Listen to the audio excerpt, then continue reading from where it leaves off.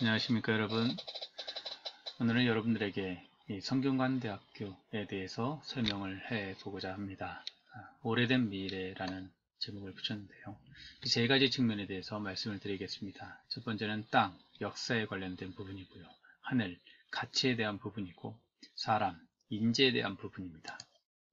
성균관대학교 첫 번째, 이 땅입니다. 역사. 태조 이성계가 한양천도를 하면서 경복궁을 건립하는데요. 이 경복궁을 건립하면서 왼편과 오른편에 가장 중요한 핵심 가치, 중요한 것들을 옆에 배치를 합니다. 오른편은 바로 당시에는 농업이 경제였거든요. 경제 중심이기 때문에 농사에 관련된 심, 그래서 경제를 중시한다라는 이제 의지를 표명한 것이고요. 왼편, 이 문묘와 종묘, 이 왼편은 결국 교육에 대한 가치를 중시하는 것을 보여줍니다. 정치를 하는데 경제와 교육은 가장 핵심이고, 경제는 교육보다도 사실은 두 번째에 해당됩니다. 그래서 이 교육을 성균관에서 담당을 했던 것이기도 하고, 전국의 이 성균관 이외에도 문묘의 향교라든가 서원들이 우리나라에 모두 있는 깨어있는 백성들을 만들기 위한, 그리고 사대부들의 교육을 위한, 깨어있는 자각하는 인간들을 만들기 위한 교육을 진행했던 것이었습니다. 성균관의 역사는 단순히 1398년도가 아니라 그 이전에도 있었습니다. 고려시대 1367년도에 이미 공민왕 때 성균관이라는 이름이 있었고요. 그 이전엔 사실 국자감, 국학, 그 이전에는 고구려 때는 태학, 이렇게 다양한 학교의 이름이 있었습니다. 그런데 성균관대학교는 1398년도로 이렇게 삼은 이유는 한양천도, 현재 한양천도를 하면서 현재 성균관대학교가 자리하고 있는 이곳이 바로 성균관 문묘, 이 한양천도 이후에 생긴 이 문묘에 기원하고 있기 때문이기도 하고요. 사실 이 문제를 가지고 많은 논란이 있었지만 어쨌든 한양천도 이 건물을 가지고 있는 이 부분이 이 건학에 연도가 되어야 된다라고 해서 1398년도로 세웠습니다. 그렇지만 저는 단순히 1398년도는 이 건물을 가지고 있기 때문에 성균관대학교의 건학연도가 되지만, 사실은 그 이전, 소수리만 이전까지도 이 기원이 있기 때문에 대한민국의 한국인들의 가장 오래된 역사 속에서 있어 왔던 국학의 산실이다 라고 저는 생각이 듭니다. 사실 그 이전에도 있었습니다. 그 이전에도 있었지만 많은 부분이 그 태학 이전에도 학교가 없었던 것이 아니라 있어 왔는데, 그래서 수천 년간의 역사를 계속해서 이어온 것이 바로 성균관이고, 그것이 성균관대학교가 되고 있다라고 저는 생각이 듭니다. 우리 국학이 순환을 받기 시작합니다. 한일합방 이후에 1910년 한일합방 이후에 성균관 기능을, 교육 기능을 축소합니다. 그래서 경환권을 설립하고요. 그리고 제사 기능만, 이 대성전에는 제사 기능만 남기게 되고 나머지들은 축소해 버립니다. 향교자 재산도 이제 몰수를 하죠. 그런데 이제 1919년 이후에는, 3.1운동 이후에는 이 한국 사람들이 어쨌든 이 무역으로서 통치가 되지 않는다는 것을 절감하게 됩니다. 그러면서 이 민족 개조 운동을 시작을 하는데요. 이 정신을 개조하기 위해서는 결국 교육입니다. 그래서 성균관 앞에서 이렇게 이 옥류정에서 내려오는 물과 창덕궁에서 내려온 물이죠. 그 다음에 와룡산에 내려온 물이 이렇게 흘러서 여기가 해화동에 있는 지금 현재 대학로의 길입니다. 붙게 되어 있는데요. 이쪽에다가 바로 경성제국대학을 설립합니다. 경성제국대학 설립 이후에 해방이 됩니다. 해방이 되고 나서 미군 대위가 이 경성제국대학을 이어서 나라가 대한민국이 건립되기 이전에 이미 미군 대위가 그때 당시에 그 주위에 있었던 병원이라든가 아니면 상대라든가 농업학교라든가 상업학교들을 다 합쳐서 국립대학을 만듭니다. 이게 국대한 사건이었는데요. 참 아픈 역사이기도 하죠. 이런 당시에 많은 왜 경성제국대학이 다시 국립대학인 서울대학으로 되느냐에 대한 많은 논란이 있었지만 어쨌든 우리는 그러한 역사를 그대로 지금 가지고 있습니다. 당시에 심산 김창숙 선생님이십니다. 여러분들 제가 바라건대 심산 선생님이 각 도서관마다 자각행가 인사캠이 있습니다.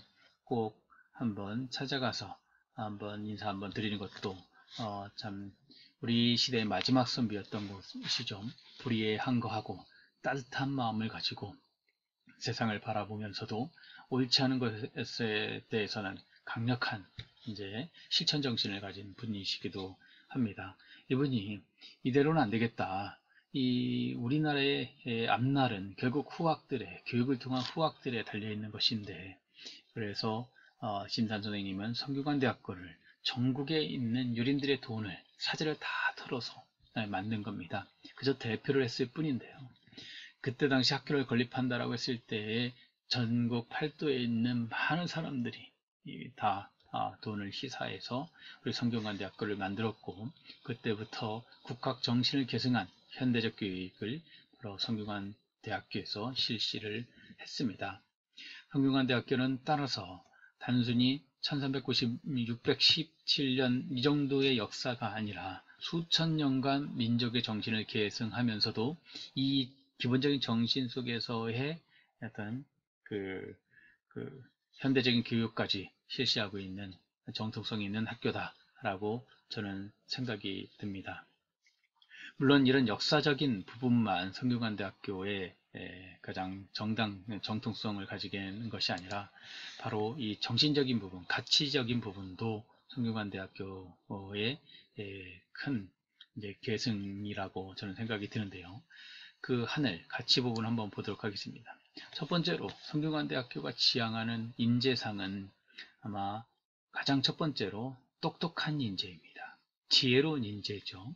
이 부분은 여러분들하고 계속 살펴봤던 부분이기도 합니다. 지금의 우리들의 삶, 계속 얘기했지만 좋은 대학 왔지만 결국 우리가 만족하지 못합니다. 행복은 잠시죠. 왜냐? 우리들의 대학을 진학한 목적이 내 스스로, 내 주도적으로 온 것이라면 이런 문제가 없겠지만, 사실은 대학 가면 인생이 보장된다는 어떤 막연한 어떤 믿음을 가지고 공부한 학생들도 많이 있습니다. 그러니까 대학 와보니까 결국 목적을 이루었는데 목적을 다시 상실해버리는 현상들이 일어나고요.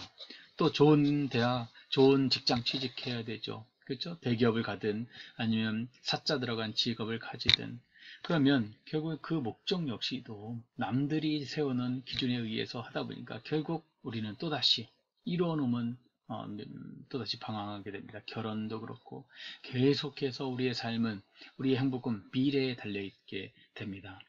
그래서 공자는 위기지학이라고 있어요. 자기를 위한 학문을 해야 된다. 그래서 배우면 어떠냐? 자기를 위한 학문은 학이 시습주면 불영열화, 기쁘다 라고 했습니다. 그러면 이 배움은 어떤 배움이길래 기쁘냐라고 우리가 살펴봤었고요. 바로 조금 전에 말했듯이 위기지학이다. 자기를 위한 학문이 되어야 한다라고 했고요. 자기를 위한 학문은 자기가 주도가 돼서 선택해야 되는 겁니다. 똑똑함이라는 것은 우리가 고전을 배울 때 느끼는 것을 통해서 말씀을 드렸었지만요. 수많은 선현들의 지혜뿐만 아니라 앞사람들이 이루어놓은 성과들을 우리가 끊임없이 배우고, 그렇죠? 이것은 결국 창의의 원천이 되는 겁니다. 그리고 이러한 많은 지식들을 통해서 내가 지금 바로 여기에서, 그렇죠? 지금 바로 여기에서 그러한 지식들, 배운 것들을 통해서 새롭게 재창조하는 이것이 바로 똑똑합니다 라고 말씀드릴 수 있겠습니다. 그래서 전공에서 배우는 공부들 여러분 열심히 하시고요. 그리고 내가 선택하는 공부를 해야 된다. 이제는 내가 주도가 돼서 해야 되는 공부를 해야 된다. 그래야지만 지금 바로 여기에서 그러한 배움들이 새롭게 재창조돼서 결국 내가 지혜로운 인재의 기반이 될 수 있다 라고 생각이 듭니다. 성균관대학교는 두 번째로 착한 인재를 꼽습니다.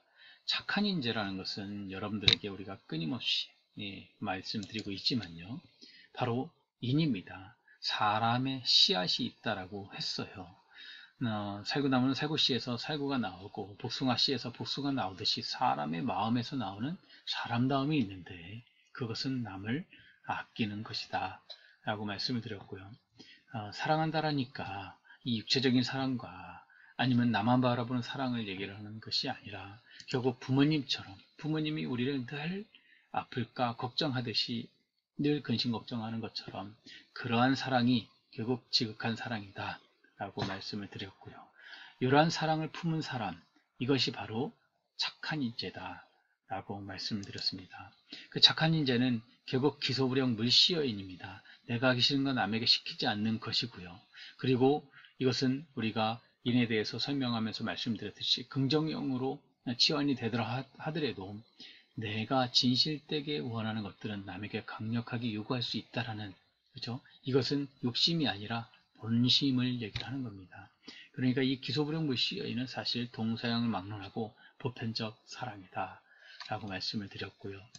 심산선생님께서 그러니까 이 입학식 치사, 1950년 입학식 치사를 보면요. 만일 제군들이 숭고한 덕행 학문을 떠나서 오직 일반 과학에만 치중한다면 가령 일례를 들어 법학을 전공한다 하더라도 훌륭한 법학가가 된다 할지라도 도의적 법학가가 되지 못할 뿐이 아니라 도리어 포악한 법학가가 된다라는 겁니다. 덕행이 학문이 있어야지 내가 배운 학문이 이 세상에 이롭게 쓰일 수 있다라는 거죠. 이러한 가치를 지향했기 때문에 성균관대학교는 결국 한국의, 대한민국의 정신이 되어야 된다라고 저는 생각이 들고요. 이 성균관대학교 이름은 사실은 이 고대에서부터 있어 왔고요. 이것은 학교의 법이었습니다. 성균지법을 관장한다라고 했는데 이 성균이라는 것은 단순히 천자국에서만 있었던 것이 아니라 주나라는 은나라 동이족까지 연결이 되니까 이런 문화를 바라서 만든 거기 때문에 매 순간 올바름을 이루는 인재, 바로 그것이 성균입니다. 그래서 그런 인재, 성균, 그죠? 그런 인재를 만드는 것이 바로 착함이다 라고 여러분들의 정의할 수 있겠습니다. 세 번째로는 굳센 인재가 되어야 된다 라는 겁니다. 굳센 인재는 다른 것이 아니라 중단하지 말고, 그죠? 태어나면서부터 잘난 사람이 있고 배워서 이룰 수 있는 사람이 있고 끊임없이 노력해서 할 수 있는 사람이 있지만 그 완성은 결국 하나다. 중도에 그만두지 말고 내가 지향하는 것을 열심히 끝까지 평생 해야 된다 하는 말씀을 드리도록 하겠습니다. 이렇듯이 성균관대학교는 역사적인 측면과 물질적인 측면과 가치적인 측면을 다 계승하고 있어서 결국에는 이 사람에 있어서도 가장 저는 지향하는 사람도 키워낸 인재들도 남달랐다라고 생각이 듭니다. 와룡사는 용을 품고 있는 겁니다. 아직은 여러분들이 나아갈 때가 아니라 실력을 닦고 그래야 될 곳입니다. 그래서 이 와룡산에서 키워낸 인재들이 바로 퇴계 선생님이고 바로 율곡 선생님이고 그리고 세종대왕 우리의 이사장님이셨죠. 학부모까지 모든 이런 인재들이 우리와 관련되어 있다라고 말씀을 드렸고요. 그래서 퇴계, 율곡, 다산, 심산, 단재 이러한 인재들이 이제는 이제 만들어졌는데 길러졌는데 이제는 여러분들이 그 중심이 되어야 되지 않을까라는 생각이 듭니다. 여러분 성균관대학교 우리 성균관대학교에서 공부하시는 것 정말로 자랑스럽게 생각하십시오. 왜냐? 첫 번째는 이런 역사적 정통성을 지니고 있고 우리가 지향하는 교육의 지향도 너무나도 가치로운 것이기도 하고 그러한 길러낸 인재들도 이렇게 우리가 본받을 만한 지폐세기만큼 뛰어난 인재들이었고 그렇기 때문에 여러분들은 그 주인이 되어야 된다라고 생각합니다. 각자의 영역에서 최선을 다해서 공부를 해서 그러한 지식들이 여러분들의 하나하나가 이 세상을 따뜻하게 그리고 아름답게 조금 더 바꾸는데 기여하기를 희망합니다. 여러분 감사합니다.